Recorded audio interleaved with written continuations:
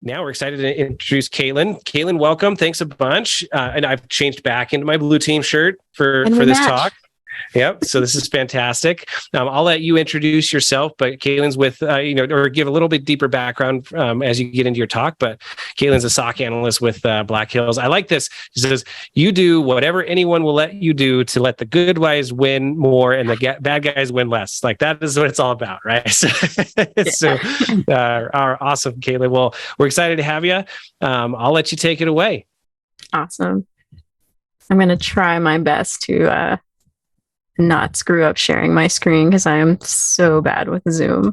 You're good. Okay, great. Awesome. So I thought that today I would kind of just talk about something fun and kind of like mischievous about blue teaming. And that's making Canary users. And this is like a really, really good like baby step into doing kind of like cyber deception, like turning the tables on the attackers type things with on the defense side. And so we're going to talk a little bit about setting up Canary users in Active Directory. Who am I? I'm Kaitlyn.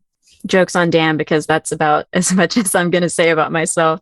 Like you said, I work in the SOC and I do some hunt team work at Black Hills. Here's a super, super generic overview of what we're going to talk about. And why are you listening to me today? And hopefully you want to hear about canaries because that's what I'm going to talk about. And we'll talk about a couple of other fun things at the end. Okay, this list is going to drive some of you crazy because it's totally out of order. It's not like who, what, when, where, why, how. Don't be too offended with me, but we're going to talk about what are canaries, why do you want to use them, who can use them, when do you want to consider using them, how do you make them? So I'll go over like how to create some super simple canaries, and then where do you go after that? And so like starting, super basic, what is a canary? The idea is that a canary user is similar to the whole like canary in the coal mine. So the canaries in the coal mines, they detect the buildup of, I think it's like carbon monoxide, right? The harmful gas. And the canary gets affected by it before the miners do. And so before they realize what's going on, they're alerted by the canary. And this is the same concept. So we're going to craft these canaries in a way that they represent actual user objects in your environment. And by setting them up to be pretty much identical to a real user, they give us an accurate demonstration of how a real user account is going to be affected by different attacks. And so in the same way, they're going to provide that early warning sign, right? That maybe something dangerous is happening, but you're going to be signaled to it, before it's completely wiped you out. And ideally, I would say you want a canary user to function as a signal for a specific attack or behavior. So instead of, you get an alert about a canary and you're just like, oh, something's going on. You want specific behaviors that they will identify. And so then once you get that information about that specific behavior, you can do something like it's actionable, right? It's not just, well, something's going on. It's okay, this specific thing is happening and this is what I can do with that information. It's not a magic bullet, right? Canary is not going to solve all your problems. It's not going to fill all of your blind spots. It's not like the end all be all of security. It's just a piece of a mature approach to security, and filling in, every tool, every technique that we use as defenders is about filling in more and more holes in our visibility. So why do we want to use them? And like I said, it's to fill in those holes, right? And so it's the whole defense in depth, concept. We've got multiple layers. If the attack happens to make it through one layer, hopefully one of the layers underneath it is going to catch it. And so I kind of like to think about canaries and deception and stuff like that as like defending like a castle or something that has like a treasure inside of it. And so you have guards, right, that are stationed outside. And then maybe you have some guards that are like patrolling on the inside. And that's like your defenders, right, your blue teamers. and like your security tools, right? So they're watching the perimeter, they're doing some patrols around on the inside. But if an enemy can always sneak into that castle, right? They can sneak past the guards, and then what happens, right? Do we just lose? And so, we have to create those layers of defenses, and then the closer we get to the treasure, right? Well, then what do we do when we get to the treasure itself? And so why not make the treasure itself part of the defense? And so, again, going back to, that's not the end all be all. You have to remember that they're not a substitute for like your guards and your patrols, right? So your firewalls and your EDR and all of that, right, should be complementary with canaries and deception in general, to help increase that overall visibility. And so I guess kind of the satisfying bit about canaries is that you're essentially making the attackers catch themselves. So they're tripping over wires, they're setting off alarms. And, obviously our goal is to stop those attacks, but it's not just about detecting and about stopping the attacks. You also get information about the people who are attacking you. And that can help you choose how you're going to respond to it, right? So you can get information about like maybe what internal hosts are compromised, where inside of my network is this attack coming from? And you can use that to kind of pivot your investigation and your response. You're hopefully wasting some resources of the attacker. Kind of like David was saying, that with the slowest move, smoothest fast, right? If we trip up the attacker, they're not smooth anymore. And so we're slowing them down. The more time that the attacker is failing, right? The more time that they're wasting, that's the less time that they're succeeding against us. And then finally, it's just fun. This is just a fun thing to do. And so who needs them? Who can use them? Are there like exclusions? Are there people who shouldn't use them? I think everyone. So it's such a light lift to set up really simple Canary users.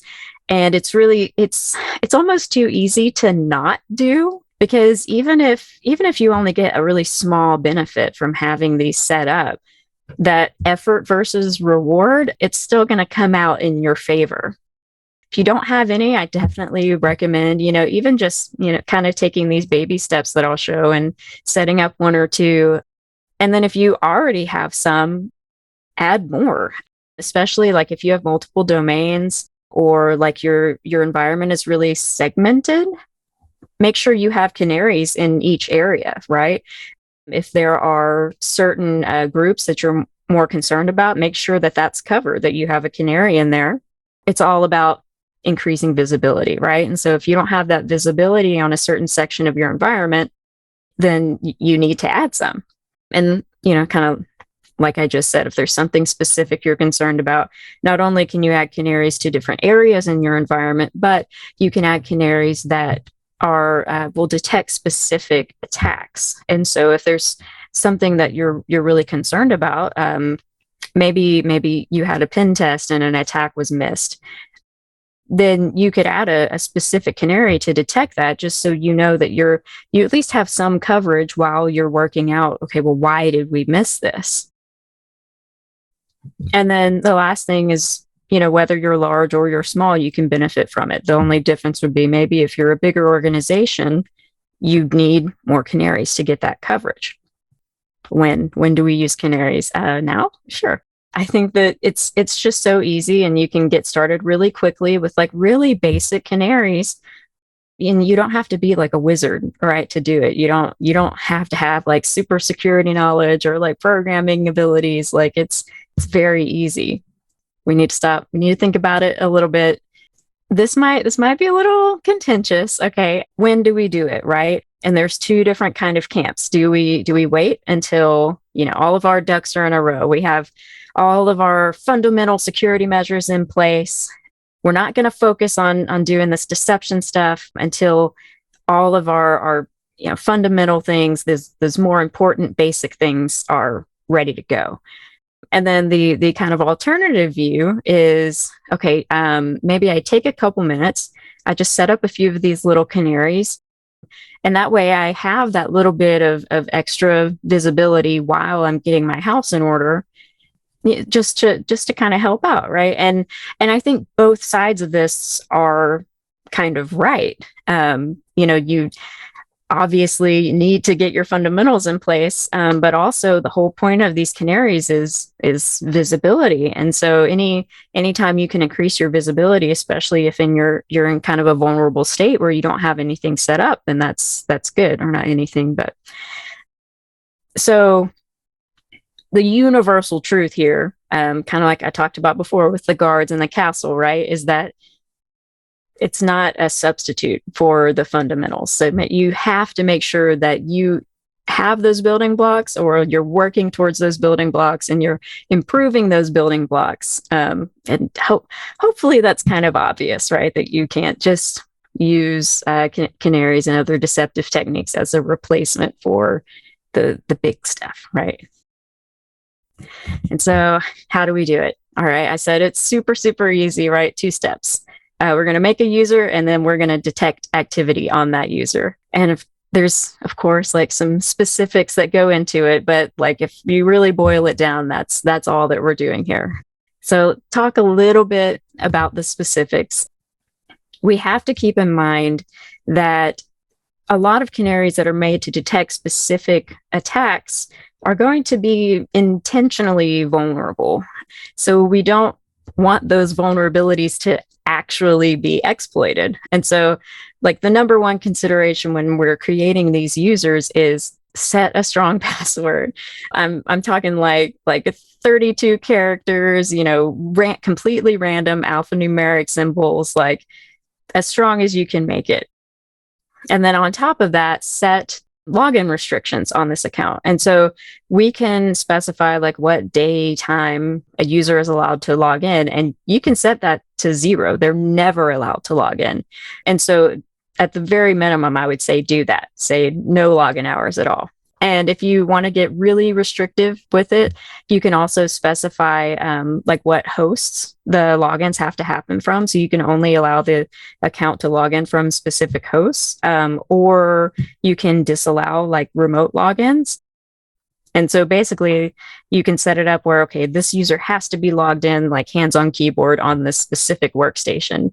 So you can be as restrictive as you want with it, as long as you still are getting the appropriate logs or behavior, right, that you can key in on to detect activity on the account.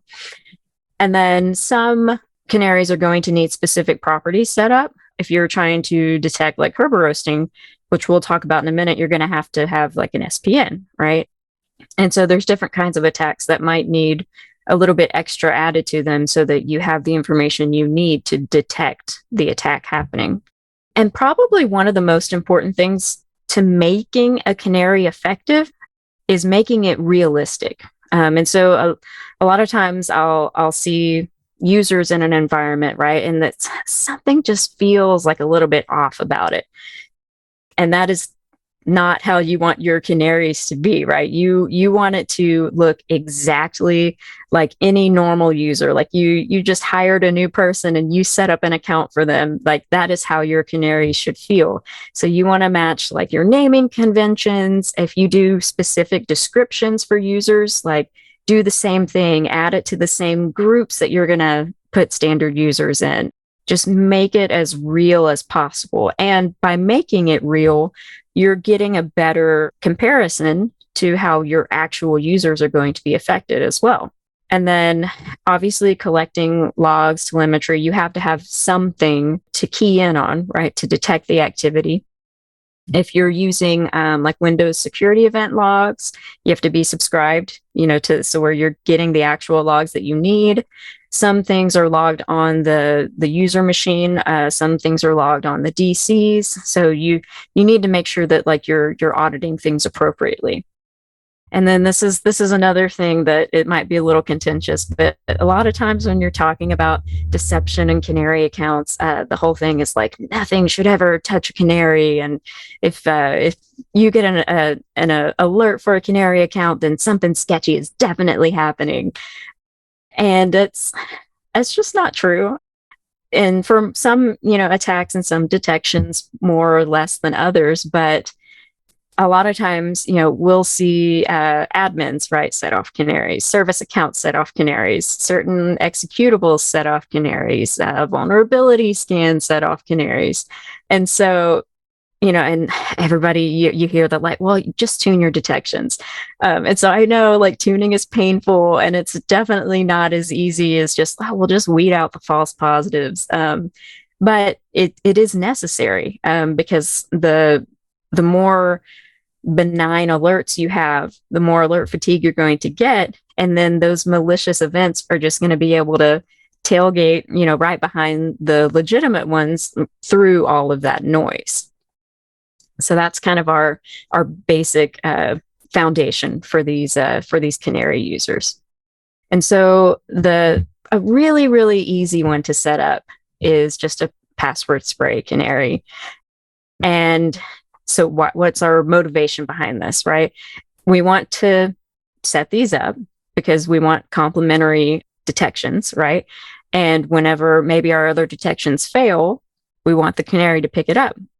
So you might have something that's like behavior-based detections or threshold-based detections for password sprays. And those don't always work. Attackers are sneaky, right? They're smart. Often they'll restrict, well, how quickly am I going to spray accounts? How many users am I going to spray at a time? How many passwords am I going to try? Maybe I'm going to rotate like where my spray is coming from. So a lot of times, those threshold detections or behavior-based ones can be bypassed. And so to fill in the gaps for these like more traditional detections, we're going to set up a password spray Canary.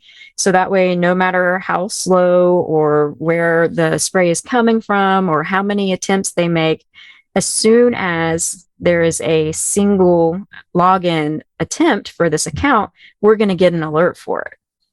So I'm going to show you like the super manual way to do it first. And so this is just like setting up like a standard user. I'm using users and computers. You can use whatever your management tool is that you like, but you're just going to set up a normal user account.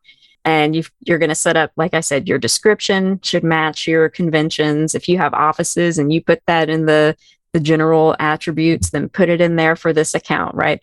You want this to match. And this is it's kind of like the fluff, right? It's like the icing on the cake, but it's important, right? Because you don't want the kind of spidey senses to tingle for the attackers whenever they see these accounts. And you also want to make sure that they are in the same groups that your normal users might be in. So if you have like if you have a different group for different departments, right? Whatever department that Canary's in, it should be in those groups too. Same thing with organizational units. So if there's a certain OU that my Canary is a mining assurance assistant. So if there's a certain OU for mining assurance, this Canary needs to be in there. You want it to be as representative of it as a normal user as possible. And here is like setting the logon hours, the logon hosts in the GUI, right? And so you can click on logon hours and you just set all of those little squares to white, and you can just click logon denied and it will shut them all down. And it's easy, right? This is just super straightforward. And then on the right, you can see where I've set up like, oh, okay, well, this person can log in on workstation 777. And then on the left is what if somebody tried to say RDP, right? And which not necessarily what an attacker would be doing with a password spray, but just as like a proof of concept, they're going to get that denial when they try to log in. The manual creation is kind of clunky, it's kind of slow. So you can also use PowerShell to set this up, and it's much faster and it's easier, and it's also repeatable. So like if you do have a big environment and you are wanting to set up multiple canaries across your environment, this is going to be much better than going through like your management console and adding all of the users. And so you can use the Active Directory module. all of the properties that you need to set for these users, you can set using this module. So you can do your names and your given names and your descriptions and the path with your OU you want it in. You can set the password, the departments, all of that stuff, right? Through a PowerShell script. You can even set like your login hours. You can set your login hosts. So it's very, very easy, very repeatable, very straightforward. And once you have this user set up, I mean, that was nothing, right? That was just, I just created a user basically. The only difference is those restricted login hours. And so to detect activity on this, we want to look at authentication events. And so normally this is going to be 4625, a failed logon event. And I think 4648 is like an attempted logon. I could be wrong on that one, but usually it's 4625. And if you really want to, you can just hit on successful logons. You can hit on successful log offs, because typically you're not going to see any of this activity, right? Like nothing should be logging in because you have, your super strong password set. So yeah, you can just do kind of like a blanket detection for authentication events. And then the next one I want to talk about is Kerberoasting, because again, it's super easy. And service ticket requests are super, super common, right? And so how do I differentiate the sketchy requests, right, from these legitimate ones that happen all the time, right? I need to get through that noise. And so I'm not going to go through the manual thing again, but this is how you would set it up with that Active Directory module in PowerShell again. And so this is literally exactly the same with a different username. The only difference is at the very bottom, we're adding an SPN for this user. So again, super, super easy, right? And then we're going to monitor event ID 4769, so a service ticket request. This actually is one of those canaries where it's like, nothing should touch this, right? This isn't like an actual service, so this should not really have any activity on it. And so when you get this event 4769, you can key off of the service information section and look for your canary in there. What do we do after this, right? Where do we go from here? And the first thing is you have to test your canaries. Like, this is not optional. You have to test them. If you have not tested them, they do not work. You cannot count on a detection that you haven't tested. Even if you're doing a manual login, right? Like how I did with that RDP login, or you're doing atomic tests, or maybe you set up your canaries and then you're having a red team or a pen test coming up. You have to make sure that you're actually getting alerts whenever this activity happens. And so after, you've got all your canaries, they're working, everything's beautiful, you can make things more juicy. And so one thing that we see surprisingly a lot is passwords in the user object descriptions. And so this is kind of getting more into like honey territory, but if you put fake credentials in the description, or maybe in like a honey document somewhere in your environment, then you might be able to entice a more cautious attacker. So maybe they're not going to spray the whole environment, but if there's convincing credentials, then maybe they will try that single attack, and that's still going to set off your password spray canary, right? And so we're tempting them to trip over that tripwire when otherwise they might have not even went that direction. But again, don't make it too obvious, right? Like, don't make it so juicy that it's like, this is an easy win. Like, something must be going on here. Attackers aren't stupid. Like, they will pick up on it. And then another place to go from here is other types of canaries. So I've put two really, really cool projects in here. There's Canary tokens, and then there is Honey Badger, which you can find in the ADHD project. And these are both really, really cool. Canary tokens uses the same kind of like the web bug technology, right? Where you get an email and the people know that you opened the email because there's like that invisible image in it. And the same concept is used for all kinds of things. And you can make a canary for pretty much literally anything. It's amazing. Definitely check that out. And then Honey Badger is super cool too. You can set up kind of like a canary document that whenever it is stolen and opened, will give you like almost the exact location of the person who stole it when they opened it up. There is so much just like fun, mischievous, like awesome things. And not just like in Canaries, but like in the whole like cyber deception realm. It's just an absolute blast. And so if you fell asleep during this talk, here's the gist. It's fun, it's easy, it's useful, and you should play around with it. Go try it out in a lab, see if you can get it implemented in prod. Just have fun with it. And that's all I've got for y'all. Thanks. I really appreciate you sitting through 28 minutes of me talking. Oh, that was fantastic. Tons of activity in Discord, just because like the value of Canaries and even Nick himself, the Nick Popovich, said he's gotten tripped up by Canaries several times in the last few engagements over the last couple of years. So thanks Kaitlyn. That was great. One question that came into the Q&A: can you use Canaries for cloud environments like MS365? So yes. And another thing with the Canary tokens that I mentioned, right? They, like I said, there is a Canary for everything. Like I definitely recommend anybody go check it out. It's canarytokens.org, I think. I'll drop my slides in the chat, but yeah, you can rig pretty much anything. That's great. And then someone did make a comment in our Q&A that thinks Canary works great, pretty cost effective. That's obviously Haroon's company, and they do a fantastic job as well. So let me answer that live. And then there's just someone for asking for the Discord link. But that was great, Kaitlyn. Thanks a bunch.